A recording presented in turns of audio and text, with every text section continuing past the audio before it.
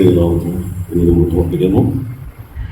നമുക്ക് എഫേസ്യ ലേഖനം 5-ാം അധ്യായത്തിൽ നിന്ന് ഏതാനും ചില വാക്യങ്ങൾ ഒന്ന് വായിക്കാം. ആ വാക്യത്തെ അടിസ്ഥാനമാക്കിയുള്ള ചില ചിന്തകൾ നമുക്കൊന്ന് പങ്കുവയ്ക്കാം എന്ന് ആഗ്രഹിക്കുന്നു. എഫേഷ്യൻസ് ചാപ്റ്റർ 5 വേഴ്സസ് 15 ഓൺവേഴ്സ്, 5-ാം അധ്യായത്തിന്റെ 15 മുതലുള്ള വാക്യങ്ങൾ 20 വരെയുള്ള വാക്യങ്ങളൊന്ന് വായിക്കുന്നു.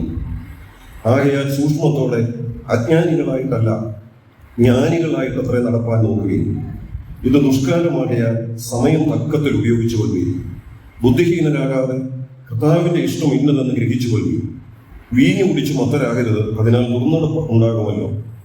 ആത്മാവ് നിറഞ്ഞവരായി സങ്കീർത്തനങ്ങളാലും സ്തുതികളാലും ആത്മീയ ഗീതങ്ങളാലും തമ്മിൽ സംസാരിച്ചും നിങ്ങളുടെ ഹൃദയത്തിൽ കർത്താവിന് പാടിയും കീർത്തനം ചെയ്തും നമ്മുടെ കർത്താവായ യേശുക്രിസ്തുവിന്റെ നാമത്തിൽ ദൈവവും പിതാവുമായവന് എല്ലായ്പ്പോഴും എല്ലാറ്റിനു വേണ്ടിയും സ്തോത്രം ചെയ്തുകൊണ്ട് ഇരിപ്പീൻ.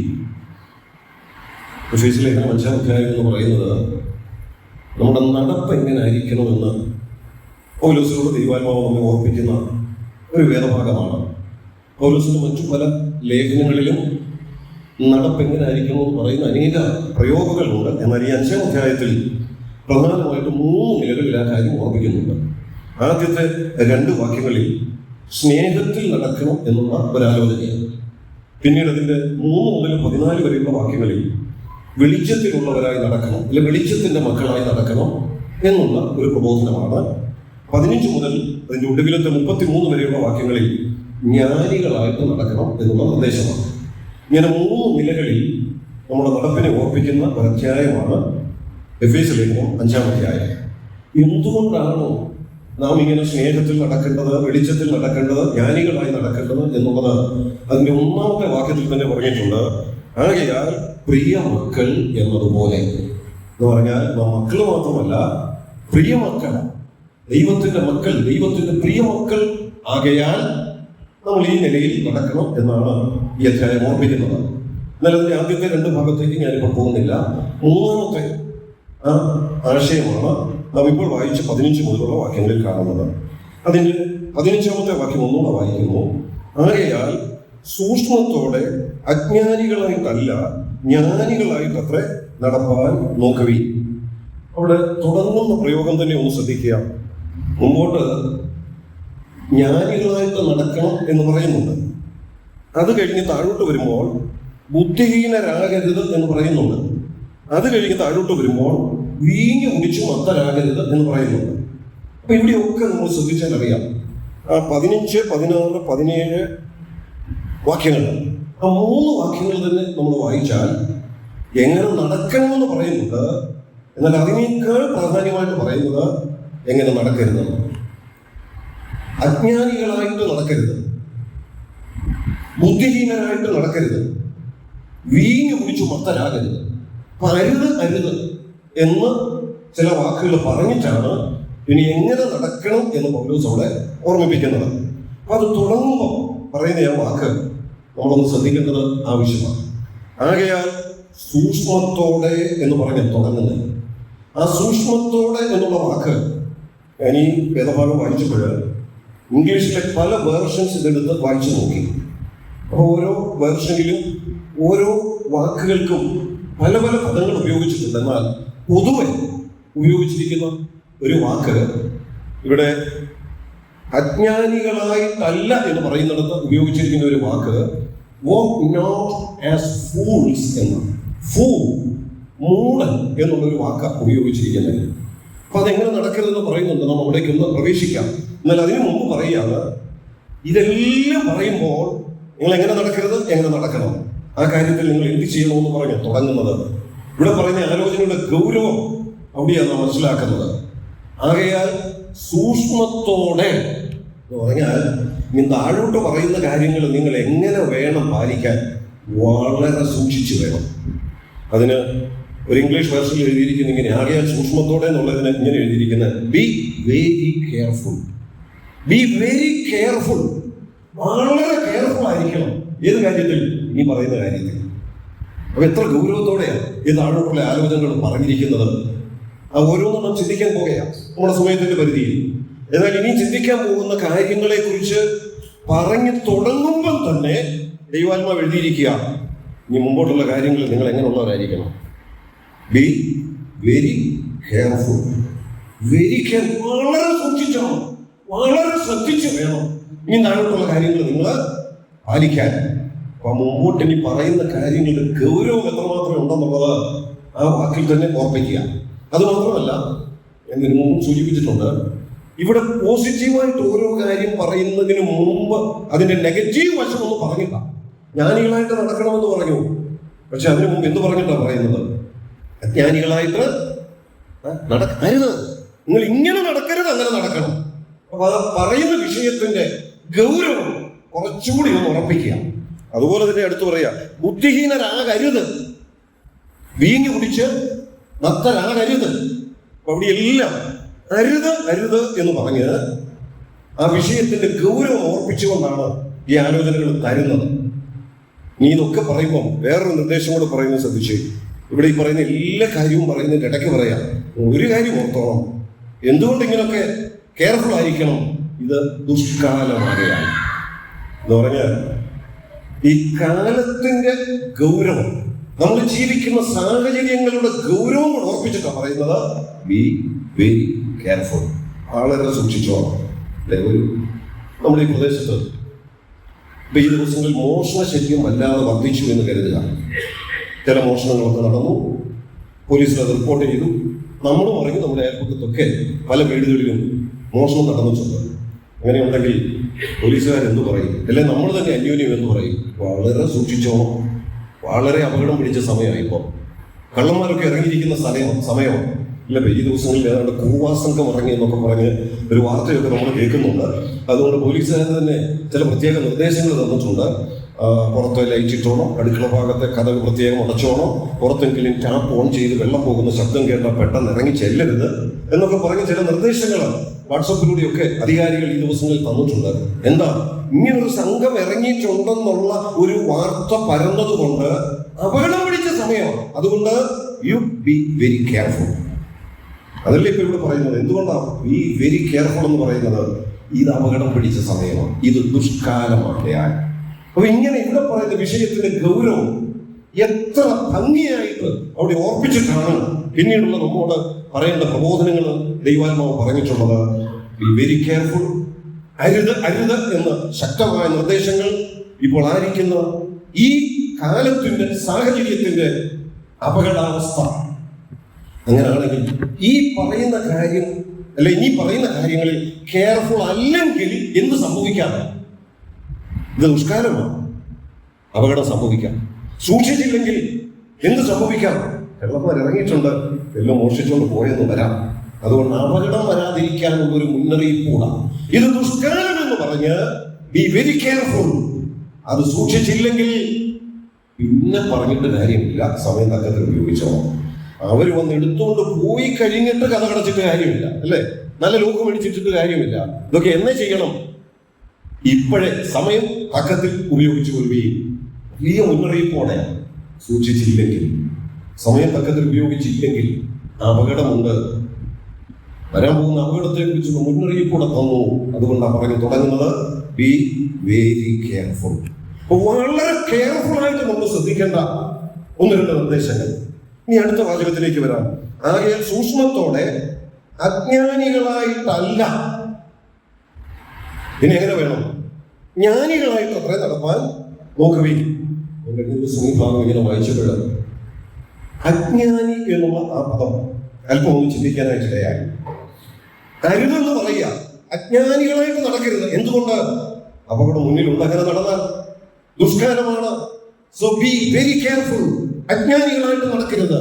അവിടെ അജ്ഞാനി എന്നുള്ളതിന് ഉപയോഗിച്ചിരിക്കുന്ന വാക്ക് എന്താണെന്ന് അറിയാമോ? Walk not as fools but as wise. അവിടെ ഫൂൾ എന്നുള്ള വാക്ക് മലയാളത്തിൽ ഒരു പക്ഷേ അജ്ഞാനി എന്ന് അടുത്ത ഭാഗത്ത് വരുമ്പോൾ ബുദ്ധിഹീനരെന്ന്, ബൈബിളിൽ തന്നെ വേറെ ചില ഭാഗത്ത് മൂഢനെന്ന്, പോഷനെന്ന് ഒക്കെ മലയാളത്തിൽ ആ വാക്ക് ഉപയോഗിച്ചിട്ടുണ്ട്. അതിനൊക്കെ ഉപയോഗിച്ചിരിക്കുന്ന ഇംഗ്ലീഷിലെ ഒരു വാക്കാണ് ഫൂൾ. അങ്ങനെയാണെങ്കിൽ ഫൂൾ എന്ന് കേൾക്കുമ്പോൾ അല്ലെങ്കിൽ മൂഢനെന്ന് കേൾക്കുമ്പോൾ നമ്മുടെ മനസ്സിലേക്ക് പെട്ടെന്ന് വരുന്ന ഒരു വാക്യമുണ്ട്. ഏതാന്ന് പറയാൻ വരാൻ സാധ്യതയുള്ള ഒരു വാക്ക്. ആരാ മൂഢൻ? ദൈവം ഇല്ല എന്ന് പറയുന്നത് അല്ലേ? The fool says in his heart that there is no God. ദൈവമില്ല എന്ന് മൂഢൻ തന്റെ ഹൃദയത്തിൽ പറയുന്നു. അപ്പൊ ദൈവമില്ല എന്ന് പറയുകയും ചിന്തിക്കുകയും ചെയ്യുന്നയാളിനെ ദൈവജനം വിശേഷിപ്പിക്കുന്നത് അവൻ ആരാണ്? അവനാ ഫൂള്. ദൈവം ഇല്ലെന്ന് കരുതുന്നയാളെയാണ്, ദൈവവിശ്വാസം ഇല്ലാത്തയാളെയാണ്, ദൈവബോധമില്ലാത്തയാളെയാണ്, അല്ലെങ്കിൽ ദൈവഭയം ഇല്ലാതെ ജീവിക്കുന്ന ആളിനെയാണ് ഈ തിരുവെഴുത്ത് ഏറ്റവും വലിയ മൂഢൻ എന്ന് പറയുന്നത് അല്ലേ? ഏറ്റവും വലിയ മൂഢൻ എന്ന് പറയുന്നത്. അങ്ങനെയാണെങ്കിൽ ഈ വാക്യത്തിലേക്ക് നമുക്ക് ആ ഭാഗം ഒന്ന് കൊണ്ടുവരാം. നിങ്ങൾ മൂഢന്മാരെ പോലെ നടക്കരുത്. മൂഢരെ പോലെ നടക്കരുത് എന്ന് പറയുന്നത് അതിന്റെ അർത്ഥം എന്താണ്? ദൈവം ഇല്ലാത്തവര് നടക്കുന്ന പോലെ നിങ്ങൾ നടക്കരുത്. ദൈവം ഇല്ലാത്തവർ എങ്ങനെയൊക്കെ ജീവിക്കും, ദൈവം ഇല്ലാത്തവർ എന്തെങ്കിലുമൊക്കെ പറയും, ദൈവം ഇല്ലാത്തവർ തോന്നിയ പോലെ നടക്കും. പക്ഷെ നിങ്ങൾ അങ്ങനെ നടക്കരുത്. B very careful. എത്ര കൃത്യമായിട്ടാണ് ദൈവത്തിന്റെ വചനത്തിൽ ആ പ്രയോഗം രേഖപ്പെടുത്തി വെച്ചിരിക്കുന്നത്. ഇതാരോടാ പറയുന്നത്? ദൈവം ഇല്ലാത്തവരോടല്ല പറയുന്നത്, ദൈവവിശ്വാസം ഇല്ലാത്തവരോടല്ല പറയുന്നത്. പിന്നെ ആരോടാ? 5-ാം അധ്യായത്തിന്റെ 1-ാം വാക്യം വായിക്കുമ്പോൾ അറിയാം ആരോടാന്ന്. പ്രിയ മക്കളോടാ പറയുന്നത്. ദൈവത്തിന്റെ പ്രിയ മക്കളായ, ഞാൻ പ്രിയ നോക്കിയൊന്നും കിട്ടും, ദൈവ മക്കളായവരോട് ദൈവജനം പറയുക, ദൈവം ഇല്ലാത്തവര് നടക്കുന്ന പോലെ നിങ്ങൾ നടക്കരുത് എന്ന് പറയുന്ന കാര്യമുണ്ടോ? ദൈവം ഇല്ലാത്തവർ നടക്കുന്ന പോലെയാണോ നമ്മൾ നടക്കുന്നത്? നമ്മൾ ദൈവത്തെ വിളിക്കുന്നവരാണ്, ദൈവത്തെ വിശ്വസിക്കുന്നവരാണ്, ദൈവത്തോട് പ്രാർത്ഥിക്കുന്നവരാണ്, ദൈവജനം കേൾക്കുന്നവരാണ്. ആ വ്യത്യാസമുണ്ട്. എന്നാൽ എന്തുകൊണ്ടാണ് ഇങ്ങനെ പറഞ്ഞെന്ന് പറയുന്നത്? ചിലപ്പോൾ ദൈവം ഇല്ലാത്തവർ ജീവിക്കുന്ന പോലെ ജീവിച്ചു പോകുന്നുണ്ട്, ചിലപ്പോൾ ദൈവം ഇല്ലാത്തവർ സംസാരിക്കുന്ന പോലെ വാക്കുകൾ വരുന്നുണ്ട്, ചിലപ്പോൾ ദൈവം ഇല്ലാത്തവർ പ്രതികരിക്കുന്ന പോലെ പ്രതികരിച്ചു പോകുന്നുണ്ട്, ചിലപ്പോൾ ദൈവം ഇല്ലാത്തവർ കാണിക്കുന്നതൊക്കെ കാണിച്ചു പോകുന്നുണ്ട്. അത് വരാതിരിക്കാനാണ് പറയുന്നു ബി വെരി കെയർഫുൾ. നിങ്ങൾ ദൈവം ഇല്ലാത്തവരല്ല, മൂഢന്മാരല്ല, നിങ്ങൾ ദൈവമക്കളാ, പ്രിയമക്കളാ. വലിയൊരു മുന്നറിയിപ്പ്. ദൈവം ഇല്ലാത്തവര് ജീവിക്കുന്നത് പോലെ ജീവിക്കാൻ സാധ്യതയുണ്ടെന്ന് പറയാൻ കാരണം എന്താണെന്ന് അറിയാമോ? കാലം അത്രയും, ഇത് ദുഷ്കാലമാണ്, അപകടം പിടിച്ച കാലമാണ്. അതുകൊണ്ട് വളരെ സൂക്ഷിക്കുക. B very careful. ഞാൻ ആ വാക്ക് ആവർത്തിച്ചങ്ങ് പറയുക. കാരണം ക്രിസ്തീയ ജീവിതത്തിൽ ഏറ്റവും ശ്രദ്ധിക്കേണ്ട ഒരു കാര്യമാണ് ഇത്തരം വിഷയങ്ങളിൽ ബി വെരി കെയർഫുൾ എന്നുള്ളത്. വളരെ സൂക്ഷിച്ചില്ലെങ്കിൽ അപകടം വരാനുള്ള സാധ്യതയുള്ള ദുഷ്കാലത്താണ് ഞാനും നിങ്ങളും ജീവിക്കുന്നത്. ഈ കാലത്തിന്റെ പ്രത്യേകത ഈ സന്ദേശത്തിൽ ഞാൻ വിശദീകരിക്കേണ്ടതില്ല എന്ന് ഞാൻ കരുതുന്നു. ഇനി അവിടെ ഈ അജ്ഞാനി എന്നുള്ള പദം അല്ലെങ്കിൽ മൂഢൻ എന്നുള്ള പദം നമ്മുടെ മനസ്സിൽ ആദ്യം വരുന്നത് 14-ാം സങ്കീർത്തനത്തിന്റെ 1-ാം വാക്യമാണെന്ന് നമ്മളിവിടെ പറഞ്ഞു. ദൈവമില്ല എന്ന് പറയുന്നവരെ ഇതേ വാക്ക് ബൈബിളിലെ ഒരു പുസ്തകത്തിൽ അനേകം പ്രാവശ്യം. അത് ഒരുപക്ഷെ പെട്ടെന്ന് നിങ്ങൾക്ക് പറയാം. ഏത് പുസ്തകമായിരിക്കും? സദൃശവാക്യങ്ങളിൽ. ഈ ഭാഗം ചിന്തിക്കാനായിട്ട് എൻ്റെ മനസ്സിലേക്ക് വന്നപ്പോൾ ഞാൻ ആ സദൃശവാക്യങ്ങളുടെ ആ പുസ്തകത്തിലെ അധ്യായങ്ങളിലൂടെ ഓടിച്ചൊന്ന് കടന്നുപോയി. ആരാണ് മൂഢൻ? മൂഢൻ എന്ന് തിരുവെഴുത്ത് പറയുന്നത് ആരെ കുറിച്ചാണ്? ഇവിടെ പറയുക, നിങ്ങൾ അങ്ങനെ മൂഢരായിരിക്കരുത്, നിങ്ങൾ മൂഢരെ പോലെ നടക്കരുത്, വളരെ സൂക്ഷിച്ചോണം. തിരുവെഴുത്തിലൊന്ന് നോക്കി സദൃശവാക്യങ്ങൾ ഞാനൊരു 6-7 എണ്ണം പെട്ടെന്നുള്ള പേജ് മറിച്ച് പോയതേ ഉള്ളൂ. അത് മുഴുവൻ ഇരുന്ന് വായിച്ച് കണ്ടുപിടിച്ചതല്ല. അതുകൊണ്ട് എൻ്റെ മനസ്സിൽ കണ്ട, എൻ്റെ ആ കണ്ണിൽ കണ്ട 6-7 കാര്യങ്ങൾ ഞാനൊന്ന് വിശദീകരിക്കാതെ സൂചിപ്പിക്കാം. ആരാണ് പോഷൻ, ആരാണ് ബുദ്ധിഹീനൻ, ആരാണ് വ്യക്തി, ആരാണ് മടയൻ എന്ന് പറയുന്ന ഒരു 6-7 കൂട്ടം കാര്യങ്ങൾ ഞാനൊന്ന് വേഗത്തിൽ സൂചിപ്പിക്കാം. 1-ാം അധ്യായത്തിന്റെ 7-ാം വാക്യം സദൃശവാക്യമാണ്. 1-ാം അധ്യായത്തിന്റെ 7-ാം വാക്യം. ഞാൻ ഈ പറയുന്ന കാര്യങ്ങളല്ലാതെ സദൃശവാക്യങ്ങൾ നിങ്ങൾ വായിച്ചു നോക്കിയാൽ വേറെയും കിട്ടും. അത് പിന്നെ വായിച്ച് നോക്കിക്കൊള്ളുക. 1-ാം അധ്യായത്തിന്റെ 7-ാം വാക്യം ഞാനൊന്ന് വായിക്കാം. യഹോവ ഭക്തി ജ്ഞാനത്തിന്റെ ആരംഭമാകുന്നു. അടുത്ത് ആരാണ് ഫൂള്? അടുത്ത് വരെ പോഷന്മാരോ.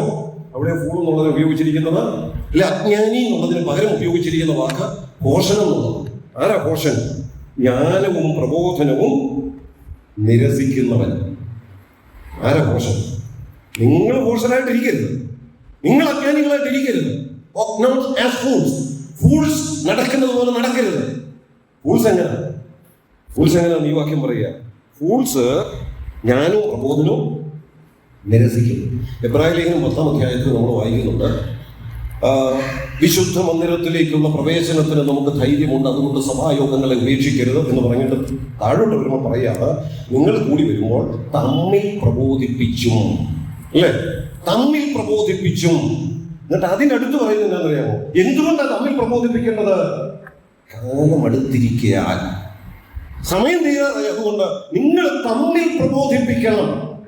ഇത് നമ്മൾ കൂടി വരുമ്പോൾ സാധിക്കേണ്ട കാര്യമാണ്. തമ്മിൽ പ്രബോധിപ്പിക്കുക എന്ന് പറയാൻ ചിലരെ മാത്രമെന്നാണ്, അല്ല, അന്യോന്യം തമ്മിൽ പ്രബോധിപ്പിച്ചു എന്ന് പറയുന്നത് ഈ വാക്ക് തിരുവെഴുത്തിൽ അനേകം പ്രാവശ്യമുണ്ട്. പ്രത്യേകിച്ച് പുതിയ നിയമത്തിൽ ലേഖനങ്ങളിൽ പല പ്രാവശ്യം ആവർത്തിച്ച് പറയുന്നുണ്ട്, തമ്മിൽ പ്രബോധിപ്പിക്കുക. ശരിയാ, ദൈവത്തിൽ അങ്ങനെയുണ്ട്. പക്ഷേ ഞാൻ എന്നെ തന്നെയാണ് പറയും. ഞാനിപ്പോൾ ചില ആലോചനകൾ പറയുന്നു, പ്രബോധനം പറയുന്നു, ചില കുറവുകൾ ചൂണ്ടിക്കാണിക്കുന്നു. തിരിച്ച് എന്നോട് പറഞ്ഞാൽ അത് അത്ര എനിക്ക് ചിലപ്പോൾ, അല്ലേ, ഇഷ്ടപ്പെടാനുള്ള സാധ്യതയില്ല. അപ്പൊ എങ്ങനെ ചിന്തിക്കും? എന്നോടാണ് ഇത് പറയുന്നത്. അതെന്തിന്റെ ലക്ഷണമാണ്? നിങ്ങൾ ആരെങ്കിലും എൻ്റെ ഒരു കുറവ് എൻ്റെ നേരെ ചൂണ്ടിക്കാണിക്കുമ്പോൾ, എന്നെ ഒന്ന് തിരുത്താൻ ശ്രമിക്കുമ്പോൾ, എന്നോട് ചില പ്രബോധനങ്ങൾ പറയുമ്പോൾ, എന്നോട് ചില കറക്ഷൻസ് പറയുമ്പോൾ ഞാൻ അതിനെ നിരസിക്കുകയാണെങ്കിൽ തിരുവെഴുത്ത് പറയുന്നു ഞാൻ ആരാ? ഭോഷനാണ്. അതാരുടെ സ്വഭാവമാണ്? ദൈവം ഇല്ല എന്ന് പറയുന്നവനാണ് ഭോഷൻ. അവന്റെ സ്വഭാവമാണ് കറക്ഷൻസ് ചൂണ്ടിക്കാണിച്ചാൽ നിരസിക്കുക എന്നുള്ളതാണ്. നമ്മൾ ആ കൂട്ടത്തിൽ പെടുന്നുണ്ടോ? നമ്മളോട് ചില കറക്ഷൻസ് പറഞ്ഞാൽ അംഗീകരിക്കുന്ന മനസ്സാണ് നമുക്കുള്ളത് എങ്കിൽ നമ്മൾ ജ്ഞാനികളാണ് തിരുവെഴുത്ത് പറയുന്നത്. അല്ലെങ്കിൽ ബുദ്ധിഹീനര, ഭോഷര. അങ്ങനെ ഫൂൾസിന്റെ ലക്ഷണമാണ് കറക്ഷൻ ഇഷ്ടപ്പെടുന്നില്ല, പ്രബോധനം നിരസിക്കുക എന്ന് പറയുന്നത്. വീണ്ടും 10-ാം അധ്യായത്തിന്റെ 18ഉം 23ഉം വാക്യങ്ങൾ. ഈ ഫൂൾസിന്റെ ലക്ഷണങ്ങൾ തന്നെ വിശദീകരിക്കുന്നില്ല, ഞാനത് ചൂണ്ടിക്കാണിച്ചു പോകുന്നതേ ഉള്ളൂ. 10-ാം അധ്യായം 18ഉം 23ഉം വാക്യങ്ങൾ വേഗത്തിലൊന്ന് വായിക്കാം. പക മറച്ചു വെക്കുന്നവൻ പുളിവായൻ, അടുത്ത വാക്ക് ഏഷണി പറയുന്നവൻ ഭോഷൻ. നിങ്ങളങ്ങനെ ആയിരിക്കരുതെന്ന്, അല്ലേ? Walk not as fools. ഭോഷനെ പോലെ നിങ്ങൾ നടക്കരുത്. ഭോഷന്റെ ലക്ഷണം എന്താണ്? ദൈവം ഇല്ല എന്ന് പറയുന്നവൻ, അവന്റെ ലക്ഷണം എന്താ? അവന്റെ സ്വഭാവത്തിൽപ്പെട്ടതാണ് ഏഷണി പറയുന്നവൻ ഭോഷൻ. ഏഷൻ അതെന്താണെന്ന് ഞാനിപ്പം വിശദീകരിക്കുന്നില്ല. ആ ഏഷണി എന്നുള്ള വാക്കൊക്കെ എടുത്ത് ഇനി വിശദീകരിക്കാൻ പോയാൽ നമ്മുടെ സമയത്ത് നിർത്താൻ പറ്റാതെ വരും. അതുകൊണ്ട് ഞാൻ അങ്ങനെ തന്നെ പറയുകയാണ്. പക്ഷേ അതിന്റെ തുടർച്ചയായിട്ട് താഴോട്ട് പറയുന്ന ഒരു കാര്യം കൂടെ ഒന്ന് ശ്രദ്ധിച്ച് 23-ാം വാക്യം. ദോഷം ചെയ്യുന്നത് ഭോഷന് കളിയാണ് എന്ന് പറയാൻ അതിന്റെ അർത്ഥം എന്താ? ഏഷണി പറയുകയും ആ നിലയിലുള്ള ഏഷണിയും, ഇവിടെ വാക്കുകളുടെ ഉപയോഗത്തെ കുറിച്ചാണ്. ഏഷണിന്നും നീതിമാന്റെ നാവെന്നും ദുഷ്ടന്റെ ഹൃദയം എന്നൊക്കെ പറഞ്ഞ് അധരങ്ങളെന്നൊക്കെ പറഞ്ഞ് വന്നിട്ട് പറയുകയാണ് ഒരു ഭോഷന്റെ ലക്ഷണം എന്താണെന്ന് അറിയാമോ? അവൻ ഇതൊക്കെ പറയുന്നത് ഒരു കളിയാണ്, ഒരു രസമാണ്. മറ്റുള്ളവരെ പരിഹസിക്കുന്നത് ഒരു രസമാണ്, മറ്റുള്ളവരെ ഇൻസൾട്ട് ചെയ്യുന്നത് ഒരു രസമാണ്, മറ്റുള്ളവരുടെ ഏഷണി പറയുന്നത് ഒരു രസമാണ്. അതൊരു കളിയാണ്, അതിനൊരു ഗൗരവവും ഇല്ല. അതാരുടെ ലക്ഷണമാണ്? ഇങ്ങനത്തെ നിസാര കാര്യങ്ങളൊക്കെ ബൈബിളിൽ എഴുതി വെച്ചിട്ടുണ്ട് കേട്ടോ. നമ്മുടെ ജീവിതത്തിൽ നമ്മൾ ശ്രദ്ധിക്കേണ്ട, ഒരുപക്ഷെ അത്ര കാര്യമായിട്ട് നമ്മൾ ചിന്തിക്കാത്ത ഇത്തരം വിഷയങ്ങളൊക്കെ ദൈവജനത്തിൽ കൃത്യമായി രേഖപ്പെടുത്തി വെച്ചിരിക്കുക. മറ്റുള്ളവർക്കെതിരെ ഏഷണി പറയുന്നു, നുണ പറയുന്നു, അപവാദങ്ങൾ പറയുന്നു, കുറ്റപ്പെടുത്തുന്നു, ഇങ്ങനെയൊക്കെ ചെയ്യുമ്പോഴും രസം പോലെ കൊണ്ട് നടക്കുക. ആ വാക്കൊന്നുകൂടെ ശ്രദ്ധിക്കുക. 23-ാം വാക്യം. ദോഷം ചെയ്യുന്നത് ഭോഷന് കളിയാകുന്നു. അതൊരു രസമാണ്, ഒരു കളിയാണ്. അതാരുടെ ലക്ഷണമാണ്? ദൈവം ഇല്ല എന്ന് പറയുന്ന മൂടന്റെ ലക്ഷണമാണ്. അങ്ങനെ തിരുവെഴുത്ത് പറയുന്നത്. അതുകൊണ്ടാണ് എഫേസ്യ ലേഖനം പറയുന്നത് ബി വെരി കെയർഫുൾ. നിങ്ങൾ മൂടനായിട്ട് നടക്കരുത്, ഭോഷനായിട്ട് നടക്കരുത്. B very careful. മൂന്നാമത് മറ്റൊന്ന് ഞാനൊന്ന് ചൂണ്ടിക്കാണിക്കട്ടെ. 12-ാം അധ്യായം 16-ാം വാക്യം. സദൃശവാക്യം 12-ാം അധ്യായം 16-ാം വാക്യം. ഭോഷന്റെ നീരസം തൽക്ഷണം വെളിപ്പെടുന്നു. ഈ വാക്ക് ഞാൻ ഇങ്ങനെ ചിന്തിച്ചുകൊണ്ടിരുന്നപ്പോൾ ഒത്തിരി ചിന്തകൾ എൻ്റെ മനസ്സിലൂടെ കടന്നു. ഒരു ഭോഷന്റെ, ഒരു മൂടന്റെ ലക്ഷണം പറയുക. എന്താ ലക്ഷണം? നീരസം തൽക്ഷണം വെളിപ്പെടുന്നു എന്ന് പറയാൻ എന്താ അതിന്റെ അർത്ഥം? എന്തെങ്കിലും ഇഷ്ടക്കേട് വന്നാൽ അന്നേരം അതങ്ങ് വെളിപ്പെടുന്ന ഒരു സ്വഭാവം. അത് ആരുടെ ലക്ഷണമാണെന്നാണ് പറയുന്നത്? ബുദ്ധിമാന്റെ ലക്ഷണമാണോ മൂടന്റെ ലക്ഷണമാണോ? ഇത് ചിന്തിച്ചപ്പോൾ ഞാൻ പറഞ്ഞല്ലോ, ഒത്തിരി ചിന്തകൾ മനസ്സിലൂടെ വന്നു, ഒത്തിരി ഉദാഹരണങ്ങളും മനസ്സിലൂടെ വന്നു. പക്ഷെ ആ ഉദാഹരണങ്ങളൊന്നും പരസ്യമായിട്ട് പറയുന്നത് ശരിയല്ല. അതുകൊണ്ട് അല്പം യോഗ്യമെന്ന് തോന്നിയ ഒരു ദൃഷ്ടാന്തം മാത്രം ഞാൻ പറയട്ടെ. ബാക്കിയൊക്കെ പറഞ്ഞാൽ അതൊരു പക്ഷേ വേറൊരു നിലയിൽ വ്യാഖ്യാനിക്കപ്പെടാനുള്ള സാധ്യതയുണ്ട്. അതുകൊണ്ട് യോഗ്യമെന്ന് തോന്നിയ ഒരു ദൃഷ്ടാന്തം മാത്രം ഞാൻ പറയട്ടെ. നമ്മുടെ സമയം എത്ര വരെയാണ്? 11:45 അല്ലേ? അല്ലേ വച്ചോ? വേണേ 12 വരെ എടുക്കാം. ഓക്കെ, 11:45 എന്നുള്ളത് ഒരു 2 മിനിറ്റ് അല്ലെങ്കിൽ 1 മിനിറ്റ് മുൻപോട്ട് പോയാൽ ചിലപ്പോൾ നമ്മുടെ മനസ്സിലൂടെ എന്ത് തോന്നും? ഒരു നീരസം തോന്നും, അല്ലേ? ചിലർക്കെങ്കിലും ഒരു നീരസം തോന്നും. അതിപ്പോൾ നിങ്ങളെ ഞാൻ പറയുന്നില്ല, ചില സമയത്ത് ചിലത് കേൾക്കുമ്പോൾ എനിക്കും അങ്ങനെ തോന്നിയിട്ടുണ്ട്. ഇതിപ്പോഴൊന്നും നിർത്തിയിരുന്നെങ്കിൽ, അല്ലെങ്കിൽ അധികം നീണ്ടു പോകാതിരുന്നിരുന്നെങ്കിൽ എന്നൊക്കെ തോന്നിയിട്ടുണ്ട്. ആ നീരസം തോന്നുമ്പോൾ തൽക്ഷണം വെളിപ്പെടുന്നുണ്ടെങ്കിൽ എന്ന് പറഞ്ഞാൽ 11:46 ആകുമ്പോഴേ പ്രസംഗിക്കുന്ന ഞാൻ കാണത്തക്ക നിലയിൽ അവിടെ ഇരുന്ന് ബൈബിൾ അങ്ങോട്ട് അടയ്ക്കുന്നു. ഇനി ഇങ്ങനെ പോക്കെ തന്നെ നോക്കിയിരിക്കുക. ആ നീരസം എപ്പം വെളിപ്പെട്ടു? തൽക്ഷണം വെളിപ്പെട്ടു. ആരുടെ ലക്ഷണമാണ്? നിങ്ങളുടെ വ്യാഖ്യാനം പറയണ്ട, ബൈബിള് പറയുന്നത് പറ. അത് ആരുടെ ലക്ഷണമാണ്? പോഷന്റെ ലക്ഷണമാണ്. നീരസം തൽക്ഷണം വെളിപ്പെടുന്നതാണ്. അത് വിശദീകരിക്കേണ്ടതാണ്. അതുകൊണ്ട് വിശദീകരിക്കാതെ ഞാൻ ഇങ്ങനെ ഇപ്പം യോഗ്യമായി ആശയത്തെ ഒന്ന് പറയട്ടെ. ഒരു പക്ഷേ നമുക്ക് ഇഷ്ടപ്പെടാത്ത, നമുക്ക് നീരസം തോന്നുന്ന പലതും സംഭവിച്ചെന്ന് വരാം. അങ്ങനെയുള്ള സമയത്ത് നമ്മുടെ ആത്മീക സന്തോഷത്തിനോ ആത്മീക കൂട്ടായ്മയ്ക്കോ ആത്മീക ബന്ധത്തിനോ തടസ്സം വരുന്ന നിലയിൽ നമ്മുടെ നീരസം തൽക്ഷണം നമ്മിൽ നിന്ന് വെളിപ്പെടുന്നുണ്ടെങ്കിൽ അതിന്റെ ലക്ഷണം നമ്മൾ ബുദ്ധിഹീനരാണെന്നുള്ളതാണ്, നമ്മൾ ഭോഷരാണെന്നുള്ളതാണ്. അത് ആരുടെ ലക്ഷണമാണ്? ഭോഷന്റെ ലക്ഷണമാണ്. ആരാണ് ശരിക്കും ഭോഷൻ? ദൈവമില്ല എന്ന് പറയുന്നവനാണ്, അവന്റെ സ്വഭാവത്തിൽപ്പെട്ടതാ. അത് നമ്മൾ കാണിക്കരുത്. Be very careful. നീരസം തോന്നാം, പക്ഷെ ബി വെരി കെയർഫുൾ. ഭോഷന്മാർ നടക്കുന്ന പോലെ നടക്കരുത്, അവർ കാണിക്കുന്ന പോലെ കാണിക്കരുത്, അവർ പ്രതികരിക്കുന്ന പോലെ പ്രതികരിക്കരുത്. ആ ഒരൊറ്റ ദൃഷ്ടാന്തമേ ഞാൻ പറയുന്നുള്ളൂ. വേറെ പലതും ഞാൻ പറഞ്ഞല്ലോ. നമ്മിൽ തന്നെ, ഒരുപക്ഷെ എന്നിൽ തന്നെ സംഭവിച്ചിട്ടുള്ളത്, ഇങ്ങനെ നീരസം വന്നപ്പോൾ സംഭവിച്ചിട്ടുള്ളത് എൻ്റെ മനസ്സിലേക്ക് കടന്നു വന്നു. ഈ ഭാഗം ഇന്നലെ രാത്രി ഇരുന്ന് ചിന്തിച്ചപ്പോൾ. പക്ഷെ ആശയം മനസ്സിലാകുക എന്നുള്ളതാണല്ലോ ഒരു സന്ദേശത്തിലൂടെ ആഗ്രഹിക്കുന്നത്. ആശയം മനസ്സിലായെന്ന് ഞാൻ കരുതുന്നു. നീരസം തൽക്ഷണം വെളിപ്പെടുന്നത് ദൈവമില്ലാത്തവരുടെ സ്വഭാവത്തിന്റെ പ്രത്യേകതയാണ്. അത് നമ്മിലുണ്ടാകരുത്. അതുകൊണ്ടാണ് വാക്യ പുസ്തകത്തിൽ ആ ഭാഗം പറഞ്ഞപ്പോൾ അങ്ങോട്ട് തുടങ്ങിയത്. എന്ത് പറയാൻ തുടങ്ങിയത്? ഞാനതങ്ങ് ആവർത്തിക്കുക കേട്ടോ. B very careful. ഇനി മറ്റൊന്ന്, 14-ാം അധ്യായത്തിന്റെ 15-ാം വാക്യം, 14:15. അല്പബുദ്ധി ഏത് വാക്കും വിശ്വസിക്കുന്നു. അവിടെ കൂളെന്നുള്ളതിന് വേറൊരു വാക്ക് ഉപയോഗിച്ചിരിക്കുന്ന മലയാളത്തിൽ. അല്പബുദ്ധി, അല്ലെ ബുദ്ധിഹീനൻ, അജ്ഞാനി, ഇതെല്ലാം സെയിമാണ്. ഒരു ഭോഷന്റെ, ഒരു മൂടന്റെ ലക്ഷണം എന്താ? ഏത് വാക്കും വിശ്വസിക്കുന്നു.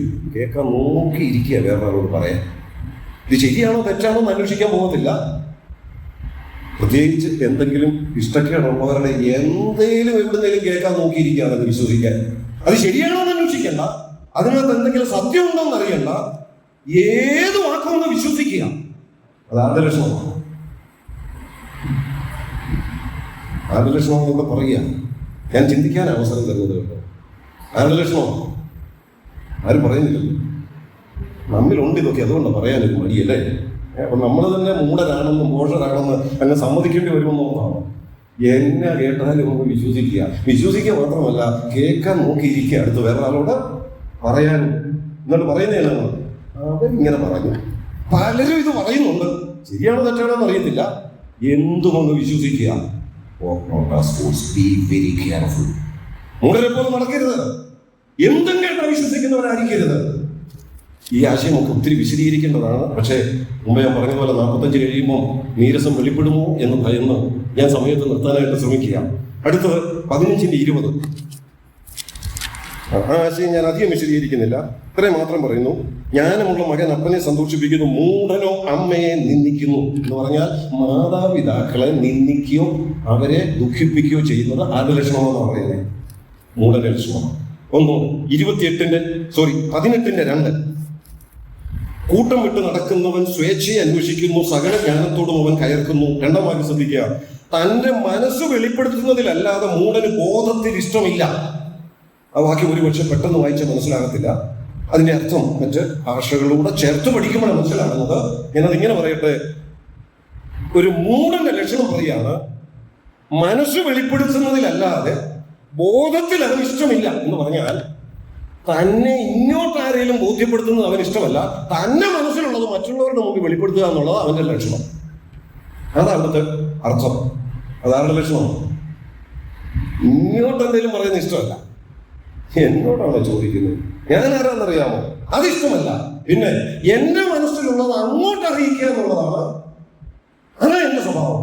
അതാരുടെ ലക്ഷണമെന്നാണ് പറയുന്നത്. അത് മൂടന്റെ ലക്ഷണമാണ്. ഒന്നുകൂടെ പറഞ്ഞാൽ ആ ഭാഗം ഒന്ന് നിർത്തുക. 28:26 സ്വന്തം ഹൃദയത്തിൽ ആശ്രയിക്കുന്നവൻ മൂടൻ. മൂടൻ എപ്പോഴും ആരിൽ ആശ്രയിക്കുന്നു?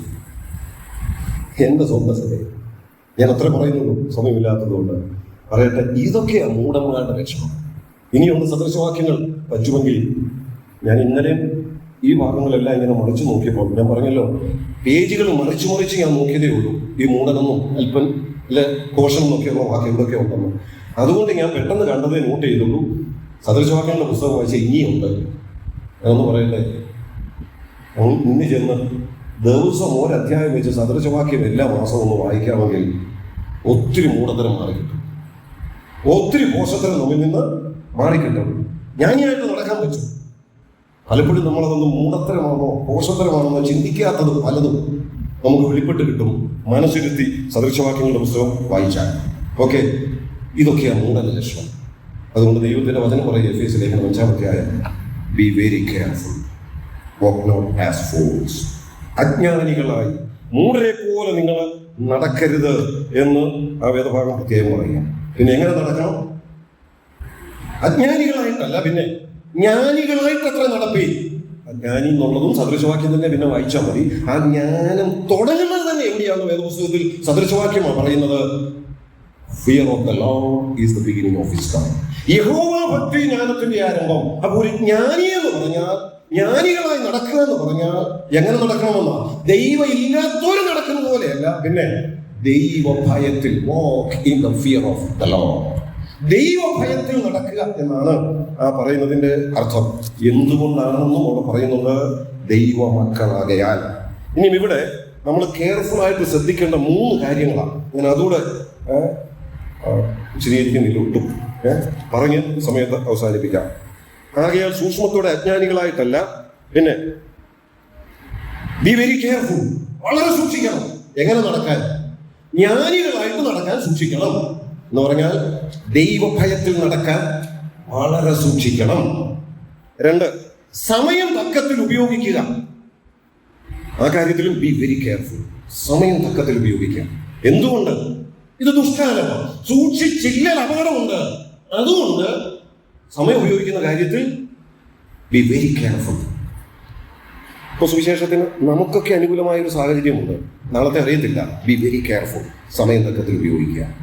നമ്മുടെ കുഞ്ഞുങ്ങൾ കടന്നു പോകുന്ന കലാലയമാകട്ടെ, പുറത്തോട്ടിറങ്ങുന്ന ജീവിത വഴികളാകട്ടെ, വളരെ ദുഷ്കരം പിടിച്ചതാ, അപകടം പിടിച്ചതാ. അവരങ്ങനെ പുറത്തോട്ട് പോകുന്നതിന് മുമ്പ് കയ്യിൽ ഇപ്പം കിട്ടിയിരിക്കുന്ന ഈ സമയം തക്കത്തിൽ ഉപയോഗിച്ചു കൊള്ളുക. കാരണം കാലം ദുഷ്കാലമാണ്. ഇങ്ങനെ പലതും അതോട് ചേർത്ത് പറയാൻ കേട്ടോ, അതോട് ചേർത്ത് ചിന്തിക്കാം. കാലത്തിന്റെ അപകടം, അന്ത്യകാലത്ത് ദുഃഖട സമയങ്ങൾ വരുമെന്ന് തിമോഥെയോസിന്റെ ലേഖനം പറയുന്നു. ആ ദുഃഖട സമയത്തിന്റെ പ്രത്യേകത മനസ്സിലാക്കി കിട്ടിയ അവസരം ജ്ഞാനത്തോടെ ഉപയോഗിക്കുക, തക്കത്തിൽ ഉപയോഗിക്കുക.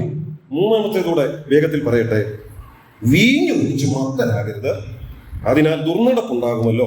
ഓക്കെ, ഇവിടെ വീഞ്ഞു കുടിച്ച് മത്തരാകരുത് എന്നിട്ട് അടുത്ത് പറയുന്നത് എന്താണ്? അങ്ങനെ സംഭവിച്ചാൽ എന്തുണ്ടാകും? ദുർനടപ്പ്. എന്താ ദുർനടപ്പ്? ദുർനടപ്പെന്ന് പറയുമ്പോൾ നമ്മുടെ മനസ്സിൽ വരുന്ന പല ചിന്തകളുണ്ട്, അല്ലേ? മോശമായ ജീവിത വഴികൾ, ഒരുപക്ഷെ മദ്യപിച്ചാകട്ടെ, വ്യഭിചരിച്ചാകട്ടെ, കള്ളം പറഞ്ഞാകട്ടെ, സമൂഹത്തിന് കൊള്ളാത്തവനായി അങ്ങനെ നടക്കുന്ന ഒരാളെ നമ്മൾ ദുർനടപ്പുകാരൻ എന്ന് പറയുന്നത്. പക്ഷെ ഇവിടെ ദുർനടപ്പെന്ന് പറയുമ്പോൾ പ്രത്യേകം ശ്രദ്ധിക്കുക, നടപ്പിനെ കുറിച്ച് പറഞ്ഞിട്ട് നടപ്പെങ്ങനായിരിക്കണം എന്ന് പറഞ്ഞിട്ട് അതിനെതിര് പറയാണ് ഇങ്ങനെ നടക്കണം, ഇങ്ങനെ നടക്കാത്തതെല്ലാം എന്താണ്? ദുർനടപ്പാണ്. മുമ്പ് ഞാൻ പറഞ്ഞല്ലോ മൂടന്റെ ചില പ്രത്യേകതകൾ. ആ പ്രത്യേകതകളോടുകൂടി ജീവിക്കുന്നതിനെ എല്ലാം ഈ വേദഭാഗം ഏത് വാക്കുകൊണ്ടാണ് ഇപ്പൊ വിശേഷിപ്പിക്കുന്നത്? ദുർനടപ്പ് എന്ന വാക്കുകൊണ്ടാണ്. ഇതാരുടെ പ്രത്യേകതയാണ്? ഈ ദുർനടപ്പ് ആരുടെ പ്രത്യേകതയാണ്? ആ വാക്യത്തിൽ ഒരു സാദൃശ്യ രൂപത്തിൽ പറയുന്നുണ്ട്, വീഞ്ഞു കുടിച്ച് മത്തരാകരുത്. പക്ഷെ അടുത്ത് പറയുന്നത് ആത്മാവ് നിറഞ്ഞവരായി. ഞാൻ അതിന് താഴോട്ടിനി പോകുന്നില്ല. ഇവിടെ ഒന്ന് ശ്രദ്ധിക്കുക. മൂന്നാമത്തെ വിഷയം, ഒന്ന് ബി വെരി കെയർഫുൾ, ജ്ഞാനികളായിട്ട് നടക്കാൻ. രണ്ട്, സമയം തക്കത്തിൽ ഉപയോഗിക്കുവാൻ. മൂന്ന്, ആത്മനിറവിൽ ജീവിക്കുവാൻ. B very careful. ഈ ആത്മനിറവിൽ ജീവിക്കണമെന്നുള്ളത് പറയാൻ അതിനെ കോൺട്രഡിക്റ്റ് ചെയ്യുന്ന ഒരു സാദൃശ്യം ഉപയോഗിച്ചുകൊണ്ടാണ് അത് വെളിപ്പെടുത്തിയിരിക്കുന്നത്. അതെന്താ ആ സാദൃശ്യം?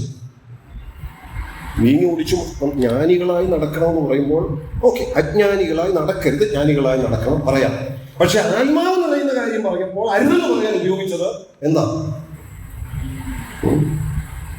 വീഞ്ഞു കുടിച്ചു മാത്രമാകരുത്. ഞാൻ ചോദിക്കട്ടെ, ഈ വേദഭാഗം ഒരു വിശ്വാസിക്കുള്ളതാണല്ലോ. ഫേസ്ലേഖനം വെച്ചാൽ പ്രിയമക്കൾക്കുള്ളതാണ്. ദൈവമക്കളോട് നിങ്ങൾ ഇനി വീഞ്ഞു കുടിച്ചു മത്തരാകരുതെന്നും പറഞ്ഞ് മദ്യപിക്കരുതെന്ന് പറയാൻ ഉപയോഗിച്ചിരിക്കുന്ന വേദഭാഗമാണോ? അല്ലയോ? അതിൽ നിന്ന് വേണേ അങ്ങനെ നമുക്ക് എടുക്കാം. പക്ഷെ ഇവിടുത്തെ ആശയം മദ്യപിക്കരുതെന്ന് പറയാനല്ല ഈ വേദഭാഗം. ഈ കോണ്ടെക്സ്റ്റ് ആണോ? അല്ല. വേറെ ഭാഗങ്ങളുണ്ട്. മദ്യപാനത്തെ കുറിച്ച്, മദ്യപാനിയുടെ ദോഷം, മദ്യപാനത്തിന്റെ തിക്തഫലം ഒക്കെ പറയുന്ന വേറെ വേദഭാഗങ്ങളുണ്ട്.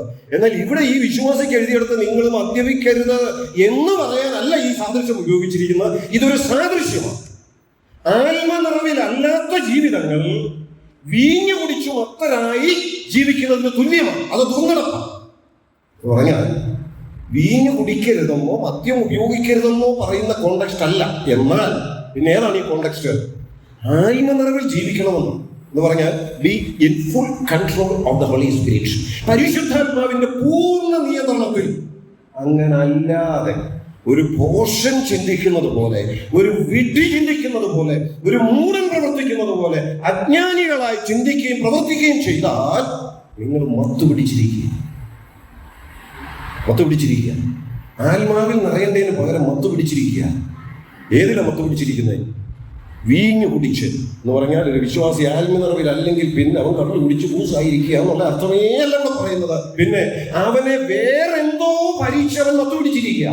അപ്പൊ അങ്ങനെയാണെങ്കിൽ ആ വീഞ്ഞെന്നുള്ളത് അവിടെ ഒരു സാദൃശ്യമായിട്ട് ഉപയോഗിച്ചിരിക്കുന്നതേ ഉള്ളൂ.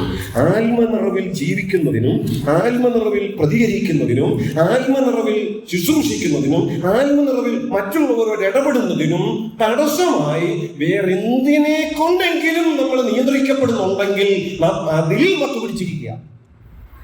കാശി മനസ്സിലാവുന്ന ഞാൻ കരുതുന്നു. എന്റെ ചില പ്രത്യേക സ്വഭാവം, പെട്ടെന്ന് ദേഷ്യം വരുന്ന ഒരു സ്വഭാവം. ഞാൻ അതിലങ്ങ് മത്തുപിടിച്ചിരിക്കുകയാണെങ്കിൽ ആത്മനിറവിൽ ഒരു പ്രശ്നമുള്ളിടത്ത് പ്രതികരിക്കാൻ എന്നെ കൊണ്ട് പറ്റത്തില്ല. ഞാൻ മത്തുപിടിച്ചിരിക്കുക. അവിടെ ഞാൻ കുടിച്ചിരിക്കുന്ന വീഞ്ഞ് എന്താണെന്നറിയാമോ? എന്റെ ദേഷ്യം എന്ന വീഞ്ഞ് കുടിച്ചിരിക്കുക. ഒരുപക്ഷെ ഇങ്ങനെ പല വീഞ്ഞുകൾ നമ്മൾ കുടിച്ച് മത്തുപിടിച്ചിരിക്കുക. അതുകൊണ്ട് ആത്മനിറവിൽ താഴോട്ട് വരുമ്പോൾ ആത്മനിറവിൽ തമ്മിൽ സംസാരിച്ചോ എന്നാണ് പറയുന്നത്. തമ്മിൽ ഇടപെടുന്നതിനും ദൈവത്തോട് ഇടപെടുന്നതിനും ഒക്കെ ആത്മനിറവിൽ ഇടപെടുന്നതിന് പകരം പല നിലകളിൽ മത്തുപിടിച്ചിരിക്കുക, വീഞ്ഞു പിടിച്ചിരിക്കുക. ഒരുപക്ഷെ അധികാരം എന്ന മത്തായിരിക്കാം, പണം എന്ന മത്തായിരിക്കാം, ശുശ്രൂഷ എന്ന മത്തായിരിക്കാം, സ്ഥാനമാനങ്ങൾ എന്ന മത്തായിരിക്കാം. ഇങ്ങനെയുള്ള വീഞ്ഞുകൾ കുടിച്ച് മത്തുപിടിച്ചിരിക്കുമ്പോൾ മുമ്പേ മുകളിൽ പറഞ്ഞതൊന്നും അങ്ങോട്ട് അംഗീകരിക്കാൻ പറ്റത്തില്ല. ഏത് മൂടന്റെ ലക്ഷണങ്ങളുണ്ട് അതെല്ലാം ഒന്ന് വെളിപ്പെടുകയാണ്. മത്തുപിടിച്ചിരിക്കുക. കള്ളല്ല, ആവിങ്ങല്ല, അതൊരു സാദൃശ്യമാണ്. മറ്റു പലതുകൊണ്ടും മത്തുപിടിച്ചിരിക്കുക. എന്നെ ഇപ്പൊ നിയന്ത്രിക്കുന്നത് അതാ. അതുകൊണ്ട് ആത്മനിറവിൽ പ്രതികരിക്കാൻ പറ്റുന്നില്ല. ആ സാദൃശ്യം നമ്മൾ മനസ്സിലാക്കുക. എന്തിനാൽ മത്തുപിടിച്ചിരിക്കുക? നമ്മൾ ഈ പറയപ്പെടുന്ന ഏതെങ്കിലും തരത്തിലുള്ള വീഞ്ഞു കുടിച്ചാണോ മത്തരായിട്ടിരിക്കുന്നതോ തമ്മിലുള്ള ബന്ധത്തിൽ ആത്മനിറവിലാണോ നാം? അവിടെ ആത്മനിറവ് എന്നുള്ളതിന്റെ അർത്ഥം എന്താണെന്നറിയാമോ? Be filled with the holy spirit. അതിന്റെ മീനിങ് ഇതാണ്, be in full control of the holy spirit. ആത്മാവിൽ പറയുക.